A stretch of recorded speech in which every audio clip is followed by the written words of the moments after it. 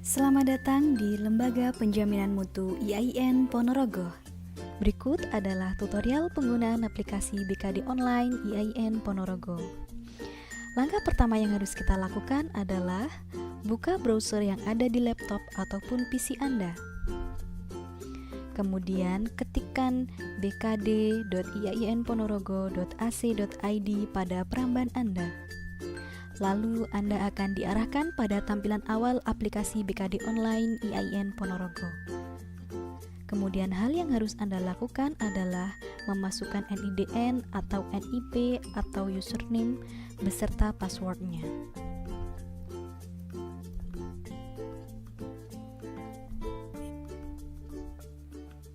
Anda akan diarahkan pada tampilan utama aplikasi BKD Online. Pada laman ini terdapat 4 menu. Yang pertama adalah menu akun. Dalam menu akun ini akan berisi identitas Anda.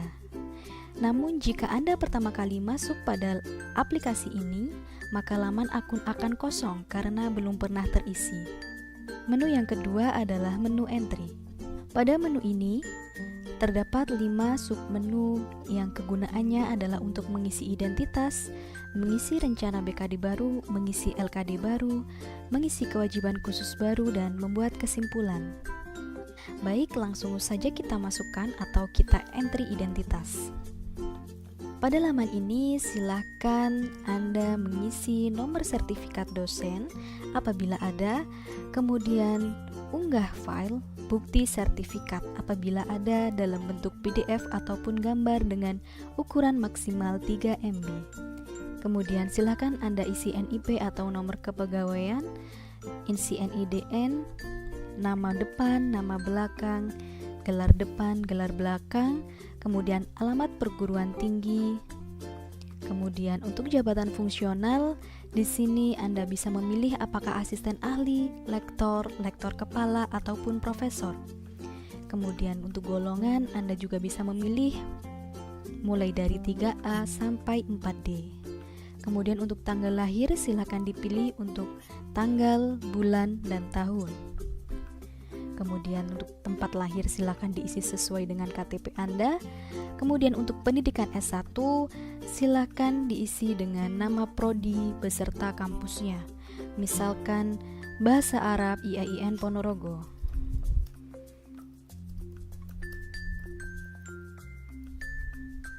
Kemudian silakan unggah file ijazah, bisa dalam bentuk PDF ataupun gambar.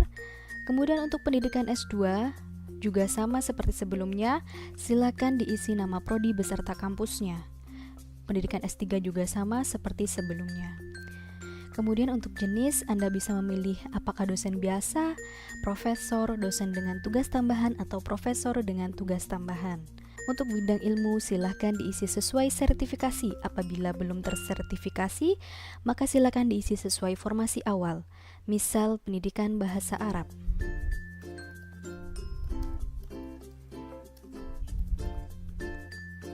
Untuk selanjutnya adalah mengisi nomor HP yang masih aktif, mengisi email yang masih aktif, kemudian silakan mengunggah KTP Anda dan mengunggah foto Anda.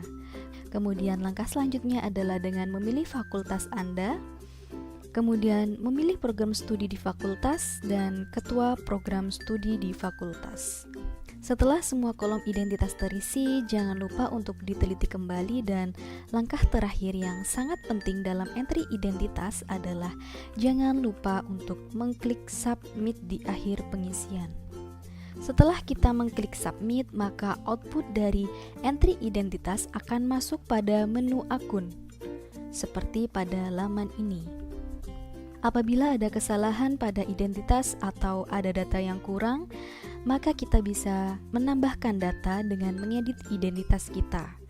Hal yang harus kita perhatikan apabila ingin mengedit identitas adalah kita harus mengklik edit identitas yang ada pada menu akun ini.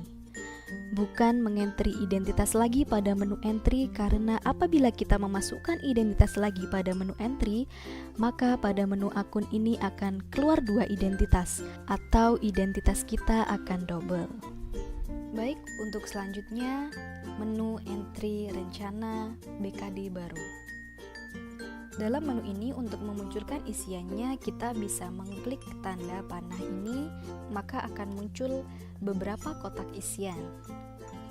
Untuk bagian kinerja bidang pendidikan, silahkan menceklis sesuai dengan jumlah kelas.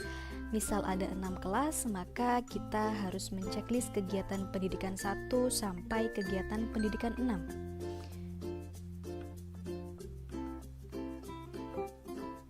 Setelah itu akan muncul beberapa kotak isian. Langsung saja saya contohkan nama kegiatan, misalkan mengajar mata kuliah teknologi pendidikan di kelas PAIA. Kemudian silahkan isi bukti penugasannya, misal SKD-kan. Kemudian silahkan isi SKS-nya, misal 2. Dan silahkan isi jumlah semesternya, misal 1. Kemudian kita bisa melakukan hal yang sama kepada kegiatan pendidikan 2, 3, 4, 5, 6, dan seterusnya. Untuk bagian kinerja bidang penelitian, hampir sama seperti sebelumnya, silakan menceklis sesuai dengan jumlah penelitian. Misalkan ada 2 penelitian, maka kita harus menceklis kegiatan penelitian 1 dan kegiatan penelitian 2. Setelah itu akan muncul beberapa kotak isian. Kemudian Anda bisa mengisi nama kegiatannya, bisa mengisi bukti penugasan, SKS, dan jumlah semester. Kemudian langkah selanjutnya adalah mengisi kinerja bidang pengabdian. Untuk bagian kinerja bidang pengabdian, silakan menceklis sesuai dengan jumlah bidang pengabdian. Misal ada 1 bidang pengabdian, maka kita harus menceklis kegiatan pengabdian 1. Kemudian silakan diisi nama kegiatan, bukti penugasan, SKS, dan jumlah semester.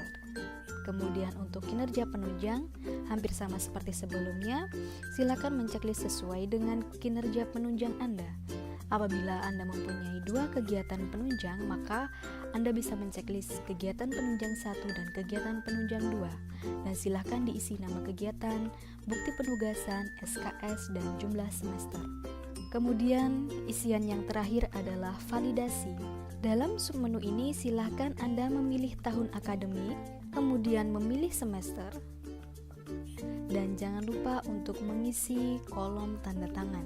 Dan jika semua sudah terisi, jangan lupa untuk mengklik buat rencana BKD. Setelah kita mengklik buat rencana BKD, maka output dari entry rencana BKD ini akan muncul pada menu output RBKD. Apabila ada kesalahan atau ada data yang kurang, maka kita bisa menambahkan data dengan mengedit RBKD melalui menu output RBKD.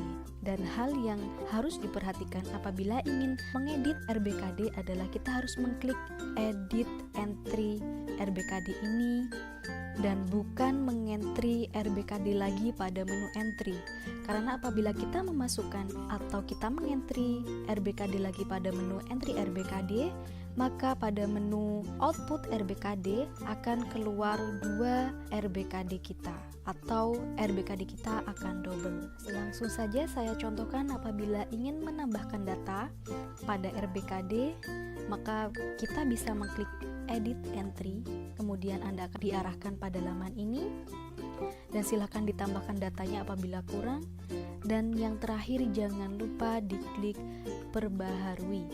Sekali lagi saya ingatkan, hal yang harus diperhatikan apabila ingin mengedit RBKD adalah kita harus mengklik edit RBKD pada menu output, bukan mengentry RBKD lagi pada menu entry, karena apabila kita memasukkan RBKD lagi pada menu entry, maka pada menu output akan keluar 2 RBKD. Selanjutnya menu entry LKD. Dalam menu ini untuk memunculkan isiannya, kita bisa mengklik tanda panah ini, maka akan muncul beberapa kotak isian. Untuk bagian kinerja bidang pendidikan, silakan menceklis sesuai dengan jumlah kelas. Misalkan ada 6 kelas, maka kita harus menceklis kegiatan pendidikan 1 sampai dengan 6. Setelah itu akan muncul beberapa kotak isian. Dan langsung saja saya contohkan untuk nama kegiatan, misal mengajar mata kuliah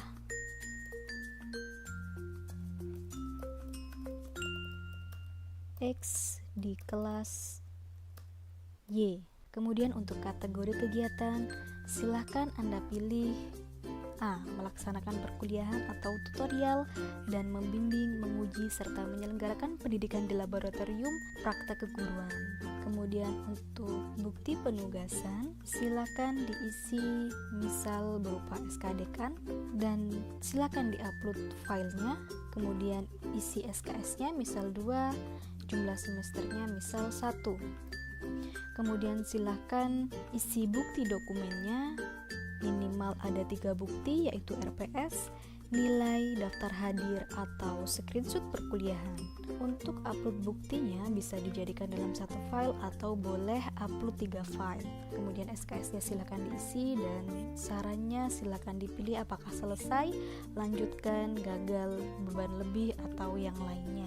Kemudian untuk kegiatan pendidikan 2, 3, 4, 5, 6, dan seterusnya, silakan diisi seperti contoh sebelumnya. Setelah selesai, selanjutnya adalah kinerja bidang penelitian. Untuk bagian kinerja bidang penelitian, silakan menceklis sesuai dengan jumlah penelitian. Misal ada 4 penelitian, silakan menceklis kegiatan penelitian 1, 2, 3, dan 4. Setelah itu, silakan diisi nama kegiatan, silakan dipilih kategori kegiatan yang sesuai, kemudian silakan diisi bukti penugasan, silakan diupload bukti penugasan, SKS, kemudian silakan diisi jumlah semester. Kemudian silakan isi bukti dokumen, kemudian silakan upload bukti dokumen, kemudian silakan diisi SKS dan saran yang sesuai. Kemudian untuk kegiatan penelitian 2, 3, dan seterusnya sama seperti contoh sebelumnya. Untuk bagian kinerja bidang pengabdian, silakan menceklis sesuai dengan jumlah pengabdian Anda. Misal ada 1 pengabdian, maka kita harus menceklis kegiatan pengabdian 1.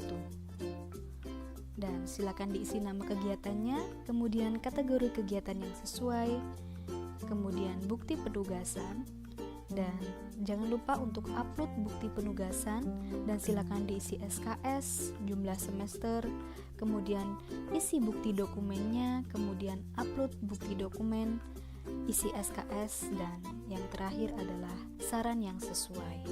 Untuk bagian kinerja penunjang, silakan menceklis sesuai dengan kinerja penunjang Anda. Misal ada 4 kegiatan penunjang, maka silakan diceklis kegiatan penunjang 1, 2, 3, dan 4. Maka akan muncul kolom isian dan silakan diisi nama kegiatannya. Kemudian silakan memilih kategori kegiatan yang sesuai. Kemudian silakan mengisi bukti penugasan dan jangan lupa upload file bukti penugasan. Kemudian silakan isi SKS-nya dan jumlah semesternya. Kemudian isi bukti dokumen dan jangan lupa upload file bukti dokumennya, kemudian isi SKS-nya dan isi saran yang sesuai. Kemudian untuk kegiatan penunjang 2, 3, 4, dan seterusnya sama seperti contoh sebelumnya. Dan yang terakhir, jangan lupa untuk mengisi validasi. Untuk total SKS pendidikan, silakan diisi berapa jumlah total SKS pendidikan yang telah diisikan sebelumnya. Kemudian total SKS penelitian silakan diisi, total SKS pengabdian, dan total SKS penunjang. Kemudian untuk nomor sertifikat silakan diisi apabila ada. Kemudian NIP atau nomor kepegawaian silakan diisi, NIDN, nama depan, nama belakang. Untuk asesor 1 dan asesor 2 akan diisi oleh admin. Kemudian jangan lupa memilih tahun akademik. Kemudian jangan lupa memilih semester. Kemudian jangan lupa untuk memilih program studi dan memilih ketua program studi. Kemudian jangan lupa untuk mengisi tanda tangan dosen. Dan langkah yang terakhir adalah jangan lupa mengklik buat LKD. Setelah kita mengklik buat LKD, maka output dari entry LKD akan masuk pada menu output seperti pada laman ini. apabila ada data yang kurang, maka kita bisa menambahkan data dengan mengedit entry LKD. Hal yang harus diperhatikan apabila ingin mengedit LKD adalah kita harus mengklik edit entry pada output, bukan pada menu entry LKD baru. Karena apabila kita memasukkan LKD baru pada menu entry, maka pada menu output akan keluar 2 LKD atau LKD kita akan double. Selanjutnya adalah membuat kesimpulan. Hal pertama yang harus kita lakukan untuk membuat kesimpulan adalah dengan mengupload foto dengan ukuran maksimal 2 MB. Kemudian untuk NIDN, nama depan, nama belakang, tahun akademik, semester, asesor 1 dan asesor 2 dan sebagainya akan terisi otomatis. Kemudian jangan lupa untuk mengisi tanda tangan dosen. Dan langkah terakhir yang sangat penting adalah jangan lupa mengklik buat kesimpulan. Maka hasil dari kesimpulan akan berada pada output kesimpulan. Kemudian hal yang harus diperhatikan, inti dari aplikasi ini adalah mengisi di menu entry dan akan keluar di menu output. Untuk mengedit dan menambahkan data, jangan lupa berada di menu output. Kemudian menu yang terakhir adalah menu panduan yang berisi submenu pedoman dan tutorial. Untuk pedoman berisi tentang pedoman BKD,